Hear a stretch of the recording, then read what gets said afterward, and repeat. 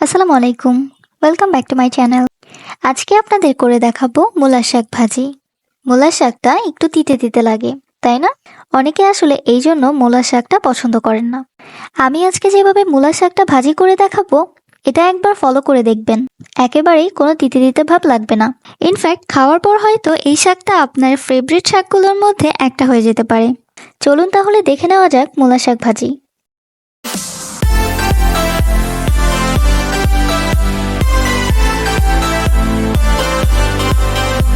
মূলার শাক ভাজির জন্য প্রথমে মূলার শাকগুলো ধুয়ে একটু পানি ঝরিয়ে নিয়েছি। এবার মূলার শাকগুলো কুচি কুচি করে কেটে নিয়েছি।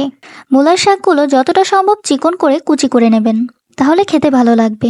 তারপর নিয়েছি 3টা পেঁয়াজ কুচি আর 4-5টা কাঁচামরিচ আর বড় একটা রসুন কুচি করে নিয়েছি। এবার মূলার শাকে 1 চা চামচ পরিমাণ লবণ দিয়েছি। এখন লবণ দিয়ে মেখে এর রসটা ফেলে দেব।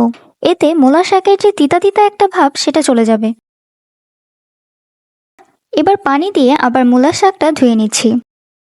পানিটা ভালো করে ঝরিয়ে এবার উঠিয়ে রাখছি।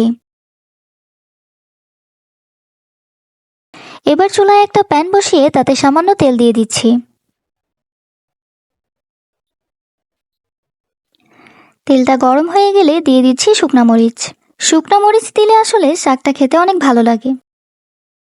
এবার রসুন কুচিগুলো দিয়ে দিচ্ছি। রসুন কুচিগুলো একটু ভাজা হয়ে গেলে দিয়ে দিচ্ছি পেঁয়াজ।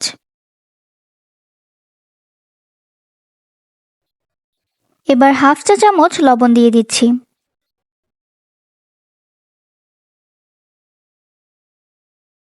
পেঁয়াজ আর রসুনটা ভাজা হয়ে গেলে মরিচগুলো দিয়ে দিচ্ছি। এই শাকটা এভাবে ভাজি করলে খেতে খুবই ভালো লাগে। এবার দিয়ে দিচ্ছি শাক।